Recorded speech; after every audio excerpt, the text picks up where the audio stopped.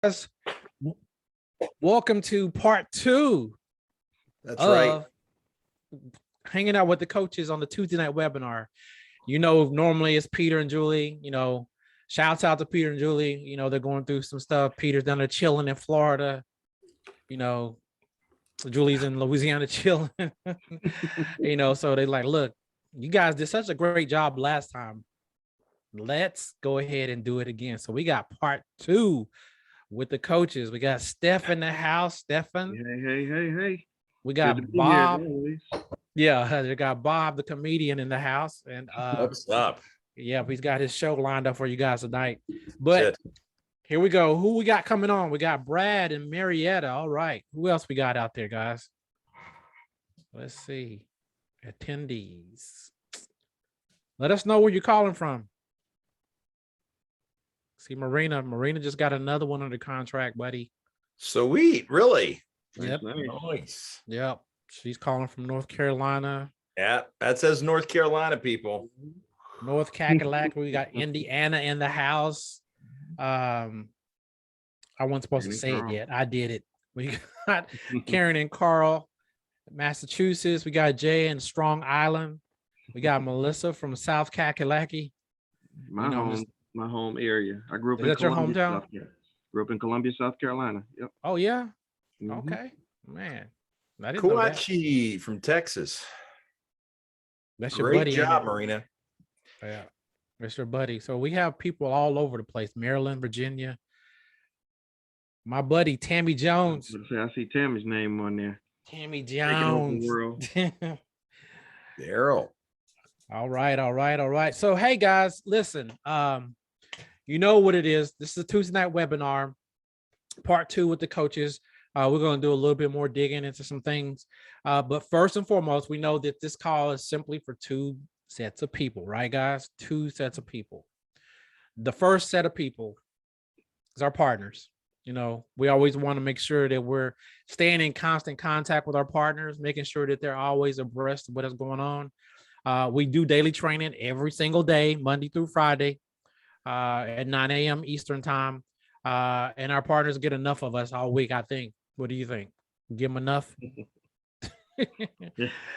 So, they got used to us. So the second set of people that we do this call for, that Peter and Julie's been doing it for quite a few years, like clockwork, is for the people who have been thinking about becoming a partner, right? You hear Peter and Julie talk about, how they support the partners and how he funds the deals, and we got the training and we got the technology. And you guys keep coming back and forth or back in every Tuesday, just trying to get some nuggets. And some of you may be on the fence. You're like, okay, I'm thinking about doing it, but I got to see. And so tonight, if you're on that fence, you're that person's like, look, I think I'm going to pull the trigger or pop smoke, like Bob says, pull the pin, all that good stuff. Then we want you aboard. We always want more partners. Okay. Excuse me. Partners. We love doing deals with everybody. We got a couple on here who've already done some deals. Got some more people on here who got contracts and they're partners. And so that could be you too. So if you want to join, if you're thinking about it, the link will be in the chat. You can actually click on it, or you can call 770-746-8585, and somebody will talk to you. They will guide you through this journey we call real estate. You got something you want to say, Bob? Oh, you know what? I was enjoying your 8585 kind of thing. And listen, let me just say, you know what? You don't have to pull all your hair out on real estate. We're here to coach you through those times. We're here to help you walk through it. And I mean, I think that's really some really cool stuff and really important part. A lot of coaching slots left open tomorrow, I think. So, hey, partners, if you're on here, you want a coaching, you know how to get it. So I hope you get on there and get a coaching call. Let's keep pushing forward, man. I was really excited to see some really good stuff happening for Tammy. Was on there today, and she's one of those hard chargers in the accountability and pushing forward. Good stuff happening. Yep. Look at Steph. He's like, yep, I got my soul chain on. You know, I was just trying to represent. I got But, you. but yeah, I'm hearing good things also from our partners. Was going over comp numbers with several people today on coaching calls, and people are going out there getting those contracts signed. So I did also like the fact that there are several people that I have done coaching calls with a few times now. Mhm. And when they were calling in about their numbers, they were basically just trying to confirm with me Right. that their numbers were accurate versus needing me to go over the numbers for them, which shows progress, you know, and I like seeing that, showing that they're growing in their knowledge on doing this on their own. And so that's the ultimate goal, is to guide folks into running their own real estate investing business and knowing how to run the numbers, knowing how to place the offers, knowing, you know, how to fill out the contract and all of those details. So it's good to see the growth that's going on. Yeah. Really. I've noticed that too, man. I've had a few of those calls where Mhm. it's like, I just want to just verify. And I Yep. love it because it makes it a lot easier on the call, Mhm. but it does show growth. And that's what we're here for, guys. When you become a partner, we're here, us three, right? Plus another one, plus two others, that we actually help you guys become a real estate investor, not just going out getting deals. Anybody can just get deals. You're going to learn in this game, every deal is different, and you got to be able to adapt. You got to be able to understand that the last strategy that you used maybe was a wholesale. Well, maybe this one is a fix and flip, or maybe we have to do a little creative with it and do some owner financing or subject to. And those are things that you learn. And those are things that we talk about, you know, when we're doing coaching calls. Sometimes when we do, you know, calls like this, we talk about these things. But we're really here to help you guys, coach you, mentor you, guide you in the right direction so that you can be self-sustainable. That's the whole point of this. Learn the basics, right? Mhm. Build that foundation. Mhm. And then once you get the hang of it, man, you can do whatever you want to. You can, it's your chalkboard. You can write on it, do whatever you want to do. Hey, I just want to do pre-foreclosures. Knock it out. You know, that's And good. you know, let me just throw something in there, because I want to add to what you were saying. It's not just about learning skills for real estate. It's about learning a growth mindset. You know, I see so many people that come into this with a very fixed mindset, like this is the only way it can happen. And as long as you believe that about yourself or about anything else in life, it's going to suck. I don't know any other way to say it. It's never going to work out for you. And I see so many people who come into here, and I mean, Barry, you've been around longer than I have, so you've seen even more, who they catch on to that growth mindset and they go, wow, there's so many possibilities. There's so many ways to make this work. And I think that that's one of the beautiful things about having the coaching, having the community, having the people that are all about the same mindset. You know, we all have that mindset of we are going to accomplish more. We're going to believe in what the process, we're going to believe in ourselves, and we're going to grow toward that. And I think that's a really beautiful thing. The real riches here, guys, aren't in the bank account, especially for the first little bit. The real riches are what's inside of here. The real riches are what you gain here, because that's what makes the difference. That's what makes the changes, I think. You're right on point, Bob, because what happens is when you have that proper mindset, you start to see the opportunities. Yeah. You know, and you start recognizing there's opportunities out there all the time. You know, sometimes people say, oh, there's no opportunity. Yes, there's opportunities there too. You know, but until you get in that mindset to say, there's nothing that's going to stop me, or I'm going to grow more, I'm going to get more, I'm going to do more, you know, then you start to recognize those opportunities when you see them.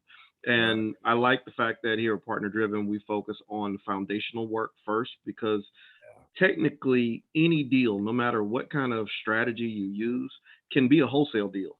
You know, even if you did creative financing or something like that, you could still wholesale a creative financing deal if you wanted to do that. So wholesaling is kind of like the foundational work. And when you get that foundation down, then you can always build from that. And so, because ultimately where you want is to have multiple strategies in your pocket, so that when you see a property, you allow the property to dictate the strategy, not try to force a strategy on a particular property.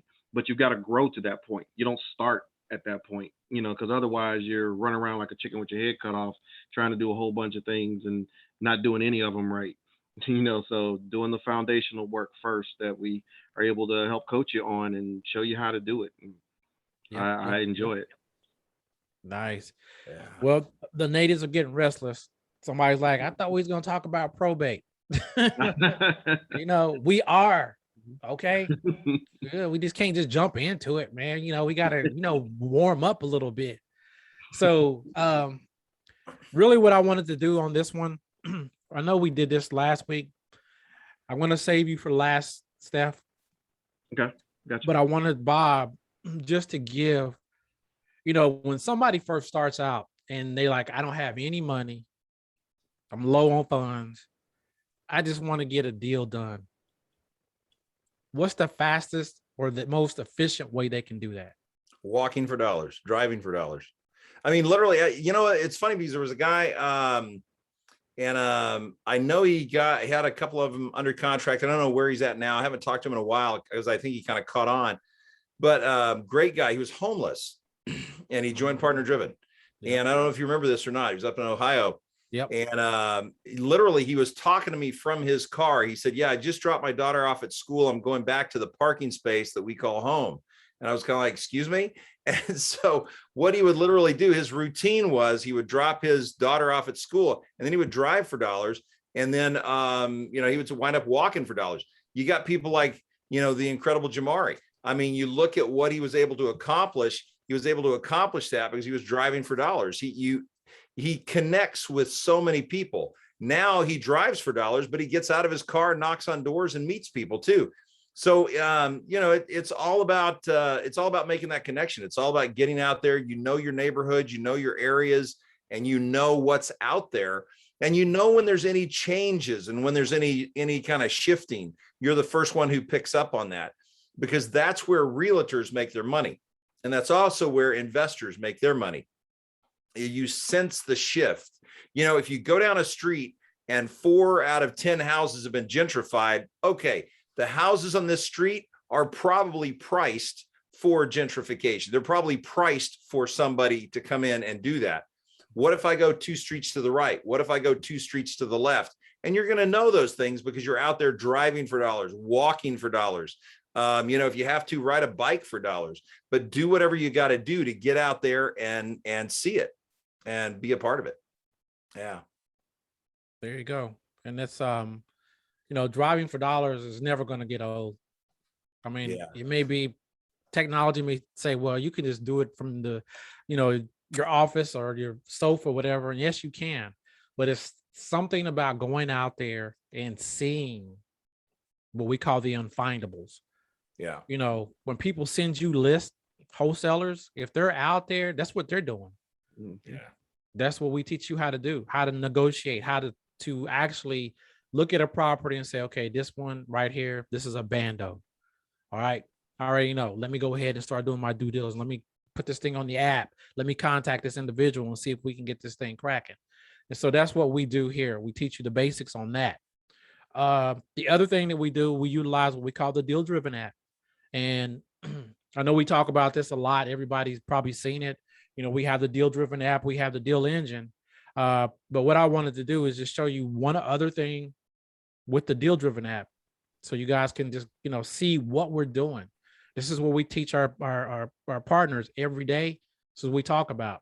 And so when you're doing your pre-foreclosure list, okay, when you pull your list in the Deal Driven app, you're going to see stuff like this, where it's like, this is actually in Florida, right?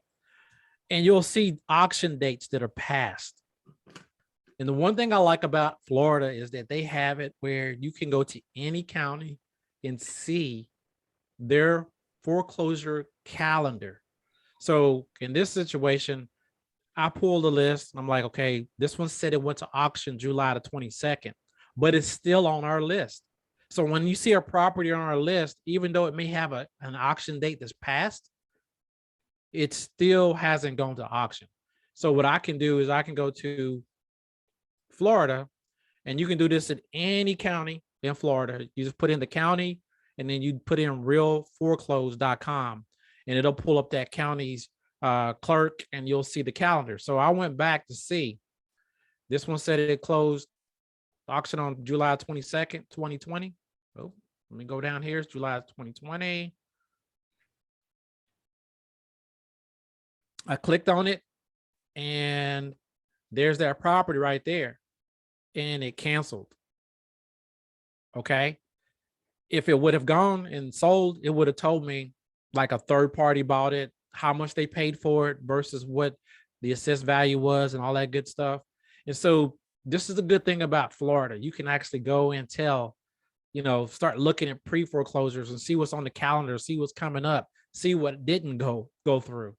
So that's just one of the things that we talk about when we're talking about using a deal-driven app, pulling up pre-foreclosures. Another thing we do is anytime there's a change in your list, when you click on your list, you're going to get an email, you're going to get an email that says, hey, some things have changed. So if you open up your email, you'll get a notification like this property right here. Some things have changed in it. And so what I can do is I can just click on it. It's going to take me to the deal-driven app. It's going to open up that property. It's going to say some of your property data was automatically updated. It tells you by who, what. You'll see this little gold cog looking thing, and this will show you what's been updated. So as your lists are in there, they're constantly being, checked and for any kind of update information that the county may put out. And we actually show it when it happens. We get a notification and boom. So that's just some of the things that we do here at Partner Driven. Okay. Having the technology to do these things, you can't really put a price on it. Yeah. I mean, information is always there.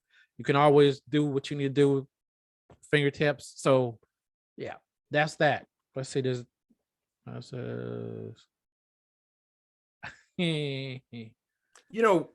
gonna say one aspect of that that you didn't really talk about that I think a lot of people overlook is the optimized driving search and the optimized driving route. So that if you're working, I get it, you're working a 9 to 5 and you're still working on that job. Hey, you know what? Leave a little bit early, get home a little bit later, but plan your route so that you go buy a couple of properties each day. If you went by and saw 2 properties in the morning, 2 properties in the afternoon, by the end of a week, you're looking at 20 more properties that you've seen, that you've checked out, that something about those neighborhoods. And that's all possible through the Deal Driven app. So just putting that out there. Nice. Yep. All right. So this is why we got on this call. My man was like, I thought we were supposed to be talking about probates. Well, we're going to talk about probate. All right. Anything you want to know about probate? What is probate? How long does it take to do a probate? All that good stuff. So Steph, it's on you, buddy. All right. Yeah, it's one of the things I tell people when I talk about the finding leads in probate. There's a difference between focusing on how to learn the entire probate process, because there's a process that you got to do. The person's got to go down to the courthouse, fill out the proper documentation, get it started. Sometimes people use an attorney, sometimes they don't. You got to get the heirs on board. There's a lot of approvals and letters and things like that that have to go through. I do not care about any of that. Okay, what I focus on is finding the leads. Understanding things conceptually will allow you to not go down rabbit holes that are irrelevant. It's no different than going to a restaurant and trying to figure out what's their cooking process on a meal. And I don't need to know all that. Is the food good? Is it safe? Do I like it? That's all I need to know. How much does it cost? Is it gonna, can I afford it? And so what I try to share with people is that there is money at the courthouse. Going down to the courthouse and going through these leads, in my opinion, probate leads are the best converting leads out there. However, they are the most tedious to go get. It takes energy and effort to go get the probate leads. And there's the challenge a lot of times when you're down there at the courthouse, the people that work at the courthouse, they are government workers that just are focusing on doing their job. And so they don't tend to be super helpful with answering a ton of questions and guiding you through the process. And two, they don't necessarily know what you are doing. If they knew what you were doing, they would be doing it and wouldn't just be sitting, behind the desk doing their government job. Right. So don't expect a whole lot of guidance down at the courthouse. You kind of have to know what questions to ask and where to lead them to answer your questions. So here in Georgia, it's pretty easy to get a lot of the information that you need. The downside again is that you have to physically go to the courthouse in order to get the information. In Atlanta, there is basically 4 primary counties that encompass the main part of Atlanta. There's still a few more outlying areas, but in general, it's 4 main areas: Cobb, Fulton, Gwinnett, and DeKalb. Of those 4, there is one that is online. Cobb County is online and you can search through them. However, that is a rarity. Normally, you going out there, you got to go to the Fulton County Courthouse, you got to go to the Gwinnett County Courthouse, you got to go to the DeKalb County Courthouse, and so on. And so you've got to go down there, and then you have to go through the list of information, and you got to know what to look for.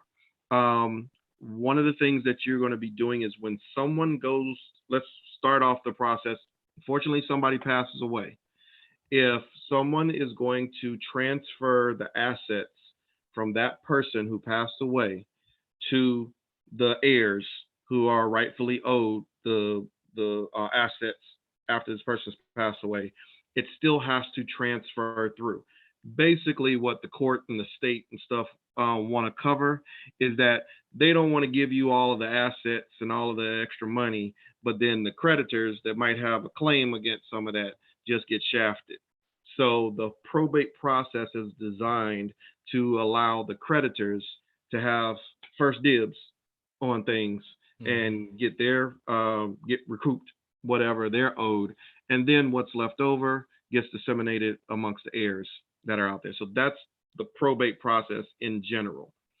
Also understand, yeah, and so also understand that there are a couple of things that fall under the probate heading, like guardianships of minors, marriage licenses fall under probate.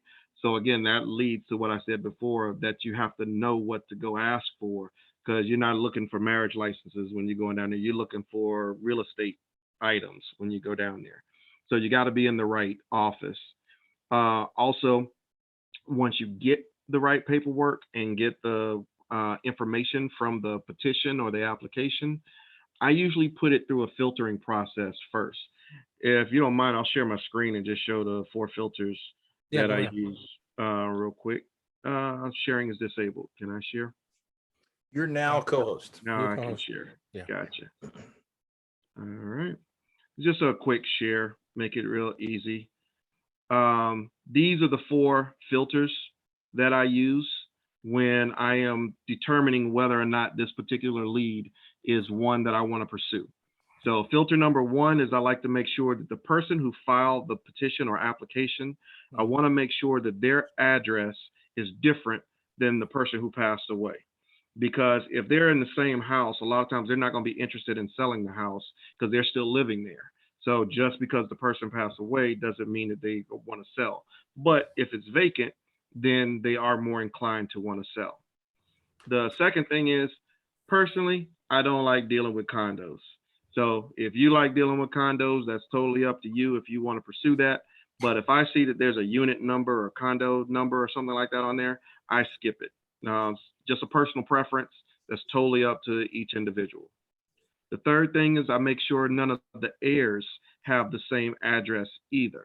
When the heirs have the same address, what happens a lot of time is, like, it may be a couple where one of the members of the couple passed away and the other member, let's say the husband passed away, wife is still alive, but she's older and she doesn't feel like doing the process or is not as up to filing the whole probate process.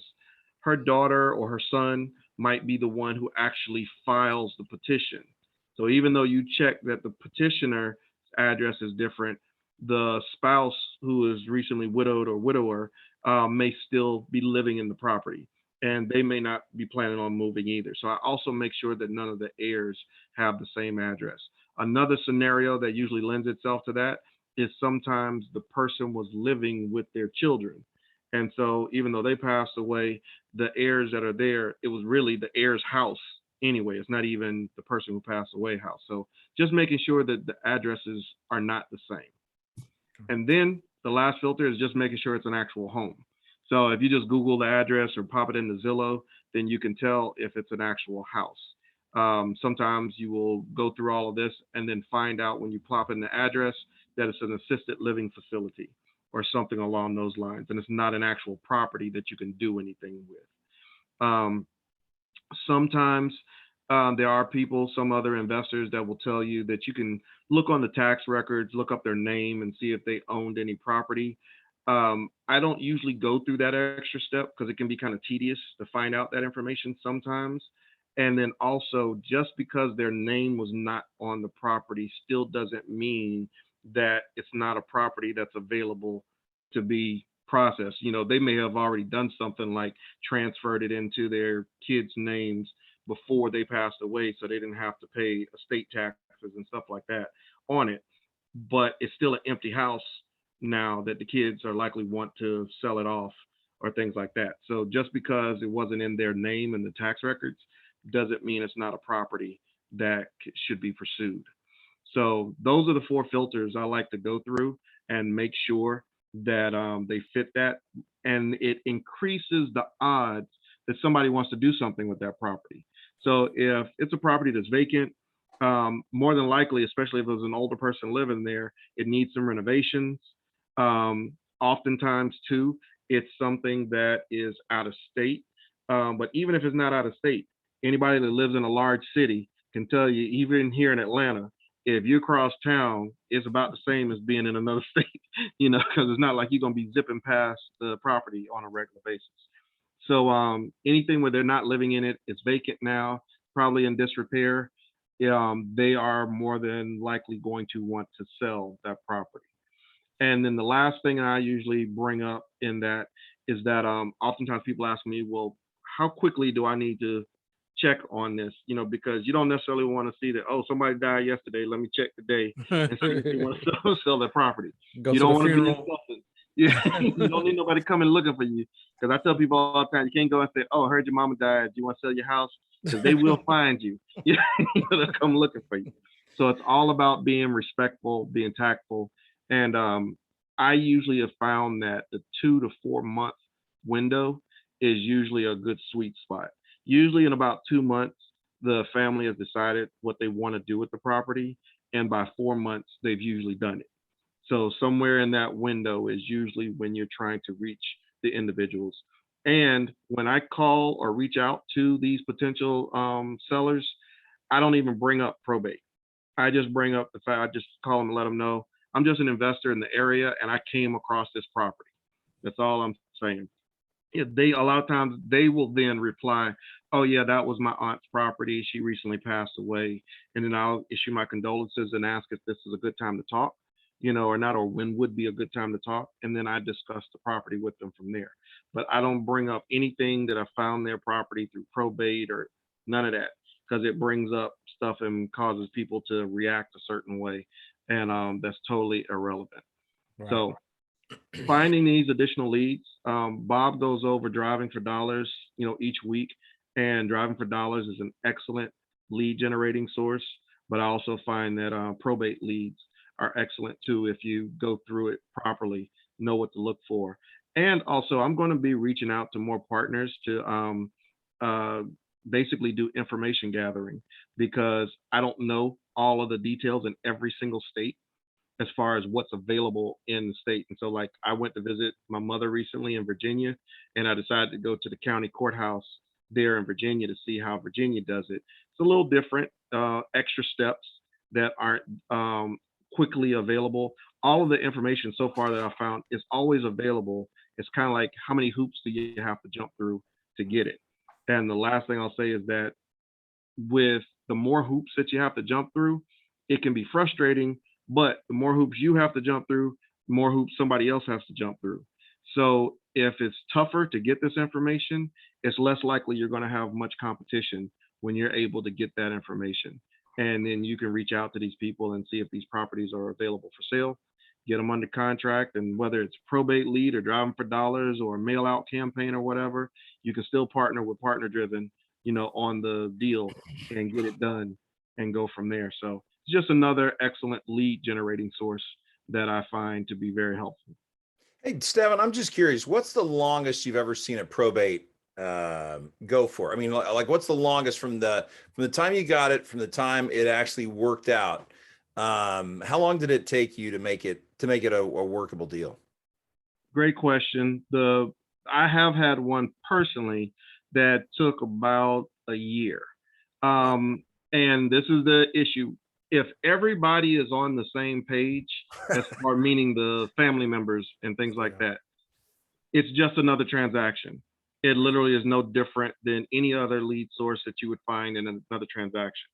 The challenge is when, and it's funny I said challenge, is when you get family members that are challenging whether or not somebody should be the executor of the estate, or whether or not they agree on the price. Because, like, for example, whoever's the executor of the estate, they technically have full authority to accept whatever price is able to be negotiated with you. Wow. However, just because they got the authority to do so, if their brother or sister or whoever there is saying, no, we shouldn't take that price or whatever, it can be a big pain in their behind if they have any battles with it, because they can take them to court and all kind of things like that if they're not on the same page. So usually you just want to make sure everybody's on the same page. When I've done some probate deals, I've gotten all the heirs to just be on a call together and make sure everybody, if somebody has a question for me, if they've got any questions about the whole process or the price or anything, I go over it with them. But usually I will say, if you ever see one and it has the heirs listed, the shorter that list, usually the easier it's going to be. The longer that list, the tougher it might be, because you got more personalities to potentially deal with. Now, I've gotten people that have said, no, whatever so-and-so says, their sister is running the show and she's the executor of the estate. So she's going, great. But as long as everybody's on the same page. But if they're battling and fighting, I usually will say, I'll follow back up with you at a later time. So that's the challenge that will drag it out. But if you don't have disagreements with the heirs, it's just a regular transaction. Doesn't take long at all. And I was just going to say, I'm sorry, go ahead, Barry. But no, I was going to say we had a couple of questions in the chat. Oh, awesome. One question that I had was, would you look for a probate deal at an estate sale? Oh, absolutely. And I've done it.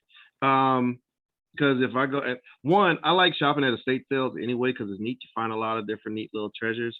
I've got a microwave that is a microwave / convection oven. These things go for like $300 and stuff. I've got it in my downstairs man cave area for my wings and stuff when I'm heating up stuff watching the game.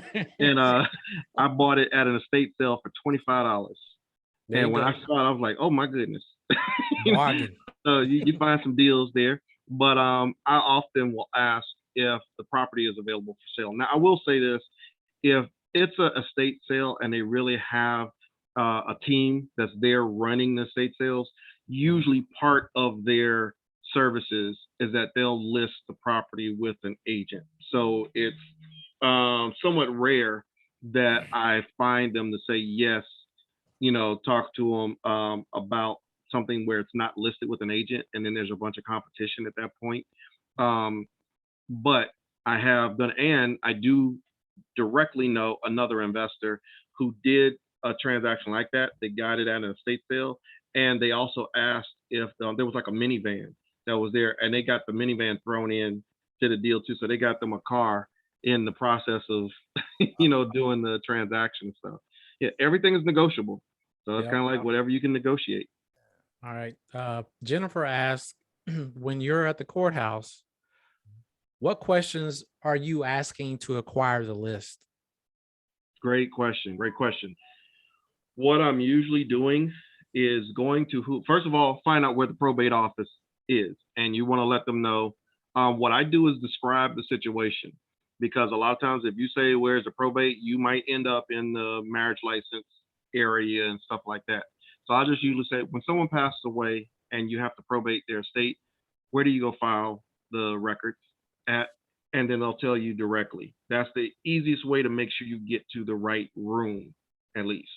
Now, once you're in the room, the question to ask whoever's in there is that you want to do some research. I always say I'm doing research, because they're always going to try to say, oh, whose name are you looking up? You know, what's the individual that you're trying to find? I'm not trying to find an individual. I'm looking for a range. I want to see everything that happened in July of this year, you know, and then they'll start out, well, why are you looking for that? Okay, it's a whole lot of irrelevant questions, you know. So what I start off with is, I'm doing some research for, you know, a real estate company or an attorney or whoever you want to say you're doing the research for, but you're doing research. And in doing that research, you need to find out how many probate applications were filed in a particular month. And I want to be able to see the data from that. That structures the framework of what you're looking for. So then they can tell you how to search for this information and where to find it. The good thing about that, at least in the courthouses that I found here in Georgia, is that once you learn how to do the search, all the information is on the computer at the courthouse. However, when I was in Virginia, what it appeared is that they have preliminary information on the computer, but then you have to go and request the actual file in the back, because they've got a whole area where all the files are. And you can request the file, because this information is public record. There's nothing secretive about it, even though sometimes people will try to act like you're in Fort Knox and, you know, requesting top secret information from the government, you know, but it is public record. If you have to go and request an actual file, then what I would recommend is that you find a few that you want to get at a time, and then go ask for, you know, 4 or 5 or 6 all at one time, instead of continuously going back and forth and asking for a file. Because again, remember that most of the time these are government workers that are just trying to do their general job, and their normal day-to-day job is not answering questions for you. So if you end up irritating them, then a lot of times they'll come up with some obscure regulation of why they can't do this or can't do so many files or whatever.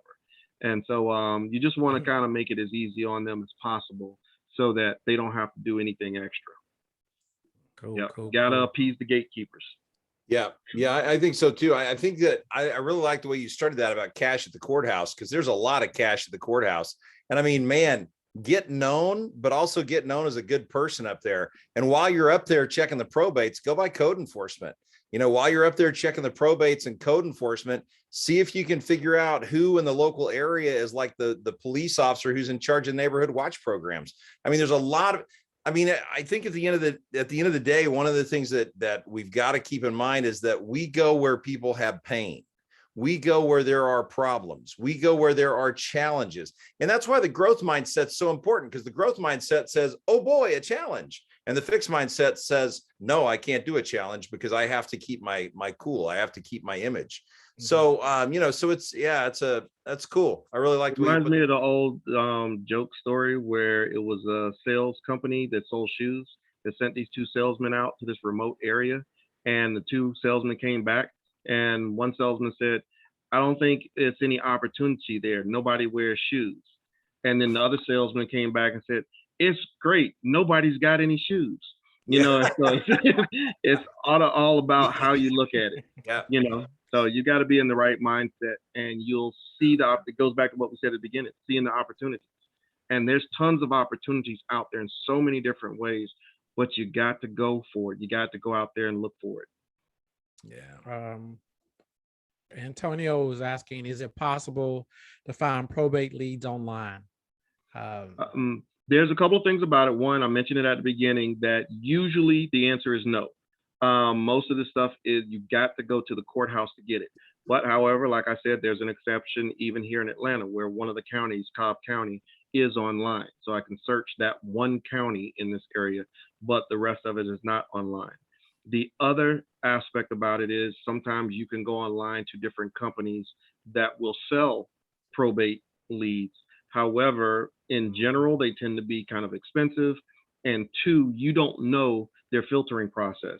You don't know what they did, how old these leads are, how many people they're sharing these leads with, any of the information. So trying to go through a paid service versus finding them on your own, I don't tend to recommend it, because you don't know anything about that. And they can tell you anything about their filtering process. But recognize that if the leads are not online, they have to do the same thing. So that means they've had to pay somebody to go to the courthouse to get that information for them, then to organize it together to sell it to you.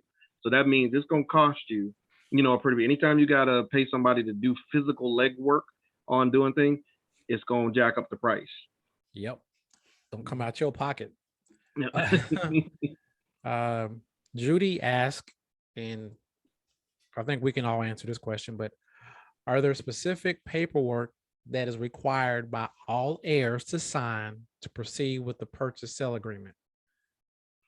With the purchase sale agreement, no, all the heirs don't have to sign, because in essence, if the heirs have agreed to the one particular person being the executor of the estate, they've already agreed that that person can make those decisions. So again, it's just about making sure that everybody's on the same page and that there is agreement of that person being the executor, and they're not going to be fighting it later. And as long as everybody says, yep, they're good to go, then the courts have already designated this person to be the executor. So all you got to do is deal with that person. Because also, even when that person signs, like let's say, for example, the person that passed away's name is Joe Smith, and this is Brian Johnson, who is the executor. Well, Brian Johnson, the seller, would be listed as Brian Johnson, executor of estate for Joe Smith. That would be the full thing that have to be listed on there as the seller. Now he can just sign his name once he's down at the signature. He can just sign Brian Johnson, but the seller is Brian Johnson, executor of estate for Joe Smith. So they're already designated that this person has been chosen to make the decisions for this particular property. Yep. And if they do not have an executor and there's a few kids, few heirs, then they will have to sign on that dotted line of the purchase and sales agreement. Mm-hmm. But usually even with that, they still got to probate it, because for them to allow that sale when their name, because their names are not on the deed. So the only way they can have the rightful, rightfully sell a property, a real estate property, it's got to go through the probate process. Well, we have one of our partners who recently had to deal with our family that the mother passed away, but she deeded the property to all 7 kids. Gotcha. So she's already done it. Yeah. So then, it's a little different. It's a little different, Mm-hmm. but it does happen. Yeah. And if that's the case, don't let it blow your mind, people. It's just getting some extra signatures on the sales contract. That's all. There's nothing that's going to break the deal, unless one of them says, "Nope, I'm the holdout." Right. The whole thing is always about making sure everybody that's involved, the decision makers, are all on the same page. It always makes it a lot easier. Yep. Let's see here. Okay. Jennifer said, thank you. Does the courthouse generally have a charge for the probate data? Nope. It's a charge if you have to print anything out. It's oftentimes like 50 cents a page or $1 a page. It's a high amount to print stuff. And a lot of times they'll even charge you if you try to take a picture of it. Because I know some people that just try to, instead of printing stuff out, they'll just take a picture of it on the screen. Some courthouses will charge you even to take pictures on the screen. If they see you over there taking pictures, you better try to do it real sneaky. Right, you gotta get you one of them cameras on your button. Otherwise, they're gonna bring the security guard over there and say, "Okay, you owe us some money up at the county." You're taking pictures. And then the last question: Have you ever had the deal not go to closing because there turned out to be a last minute conflict? That's in any deal. I mean, yeah, I'm about to say, welcome to real estate. Yeah. My philosophy is always, it's not closed until it's closed. And so it's all about making sure you get everything done. And I also laugh. I had a cash buyer on my cash buyers list, and this guy is real funny because he's very talkative. It's funny for me to say somebody's talkative, but he's very talkative, very friendly and everything. But when we're closing on a property, he doesn't want to chit chat about nothing until everything's signed. I mean, he's like real adamant about it. He will not talk to you or anything. And I ended up asking him about it once because it was a little kind of obsessive about it. And he said he had a huge deal one time that he was doing, and the guy who was selling to him had a heart attack right before they're at the closing, and had the guy thankfully didn't die, but he had to go to the hospital. Everything got delayed and some stuff got messed up and all. So he's like, no, I don't know what's going to happen. He said, you need to sign this paperwork first. Then we'll talk about whatever you want to talk about after everything's signed. But he said, no, he doesn't chat in any way, shape, or form. When it's time for the closing, sign everything. Because until it's signed, and he was right, because legally he couldn't do anything with the property, even though the guy was there. He had to go off to the hospital, and they had to postpone everything because stuff still happened. That's kind of why they make clipboards. You get them to sign it on the way to hey, come on, finish the signature. What's wrong with? Come on, just one more loop. I don't know. I'm just putting it out there.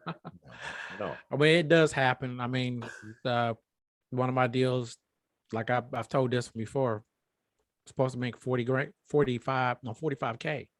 Mm-hmm. Got to the day of closing. They rerun everything again, make sure there ain't no outstanding liens or anything. Boom, one popped up, and had to take a haircut in order to make the deal go. Mm-hmm. So it happens. And Jamari's like, I feel him on that. He don't want to jinx anything. Yeah. But it is true. Closed is not closed until it's closed. Mm-hmm. So, all right. But I will say this too with partner. That's part of the reason why I like the partner-driven process, is because until I got associated with partner-driven, any deals that I did on my own, I had to do the entire process on my own. And so I was the one that had to follow up the closing attorneys and make sure all the documentation was there and be on top of it and communicating with folks. And of course, if I'm doing that, it's harder for me to be driving for dollars or making phone calls to get additional leads in my pipeline. But with partner-driven handling the back office stuff and the contracts and things like that, it makes it a lot easier for you to continue to focus on getting additional deals in your pipeline. So having partner-driven as a resource has been great, in my opinion. And this was even just from being a partner, not even from a coach, not even from, other aspects. It's just anytime you can have additional resources and it gives you options, that's a fantastic thing. Great point. Okay. I don't know if this is Maria or I think it's Maria Lemon. She was asking about she's waiting on the executor. She's Samantha Watson for the estate of Brenda Watson. She's asking, should I request a new contract? I'm waiting for the seller to send the document showing she's the executor of the estate. I was going to ask her to send me the signed contract and then wait for the documents. You can actually, depending on how long that contract has been out there, I mean, if it's been out there like 10 days or whatever, we're still fine with that. We just put the date that it actually got signed on there. And you don't really need the executor documents right away. We do want them because we need to make sure. But if she's like, I got it, it's going to take me a minute to get it, go ahead and get her signed the contract. And we'll just wait until that document actually shows up in order for us to make this transaction a legal transaction. So that's all. Yeah, I always say get the contract signed, just get that taken care of, because you can even initial stuff on a contract and, change, cross through it and write what's supposed to be there and initial it, make sure everybody initials it. It's a whole lot easier than holding off. Anytime you hold off on getting a contract signed, you run a risk of not getting that contract signed. So get the contract signed first and then take care of the rest of it as you continue to go along. All right, get it under contract, guys. Negotiations never stop. So you think you got the number, run with it. Go ahead and get it under contract. If it's not right, especially with us at Partner Driven, we protect our partners. We make sure that you don't get yourself in no trouble. And like you said, if you were doing this by yourself, you'd have to go through that whole process, keeping an eye on everything. Well, as a partner, we got the whole team. We got you covered. All you got to do is go out there and find properties, get them under contract, follow the directions, send them back in, and go out and do it again. You don't have to focus on the back office stuff. You don't have to focus on the funding. You don't have to focus on even coaching. If you know what you're doing. That sounds fantastic, Barry. How would I become a part of something like that? Oh, I'm glad you asked. I'm glad you asked. So if you guys want to become a partner, right, all you got to do is go into the chat. The link is there. Or you can call 770-746-8585. There you go, Bob. 8585. Let's see. We have one more question. Let's see here. Nope. Somebody's got their hand raised up. Michael, if you could just type it in the chat before we jump off. We want to get everybody ample time, but we do have a time limit on this call. But like I said, if you're on the fence about it, give us a try. I mean, you see who you're working with. You see us. We like to have a good time. We're not, sticklers and all that stuff, but we will set you in the right direction. Okay. We want you to be successful. Everybody who comes into Partner Driven, we try our best to make sure that they get everything that they're looking for. But you have to put some work in too. Like Bob said at the beginning, it's up here. This is where the battle really starts, guys. It's here. And we talk about this a lot. We don't just talk about running numbers. We talk about mindset, getting things in motion.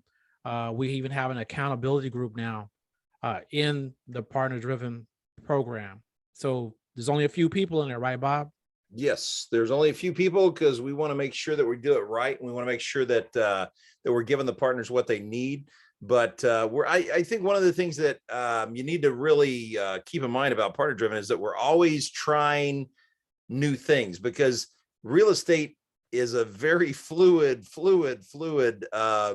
business. It's not like you're buying a pencil. It's like you're becoming part of a family that's continually growing, learning, moving forward. One of the things I love about the daily training calls is, yes, we have some basic information, but there's so much information that comes in from partners and from the family and from just people doing deals and people working deals. And that, I can't say enough about the value of being around people who are like-minded and being around people who are trying to move in the same direction.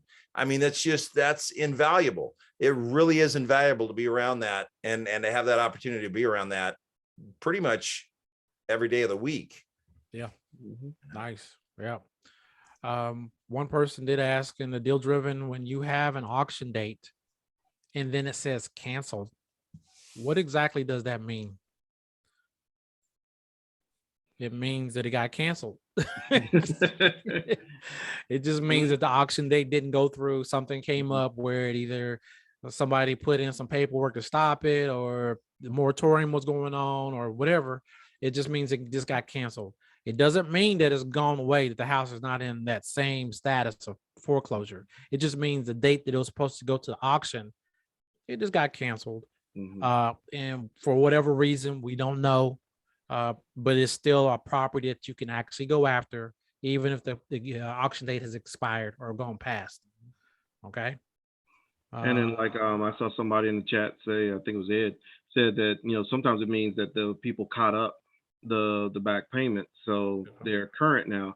However, usually if somebody's fallen behind before, just because they caught up, unless they got a windfall of money from somewhere, there's usually still a challenge there. So you can still contact people because they still may need to sell the property. And this may be the best time for them to sell it because they can sell it without taking a major hit to their credit or anything like that. So getting it taken care of now would be great. So I always say, There is no such thing as a bad lead. Follow up on them all. Follow up Oh, on yeah. everything. Let the owner tell you, no, I'm not interested in selling, and go from there. But follow up with them all. Yeah. Nice. Yep.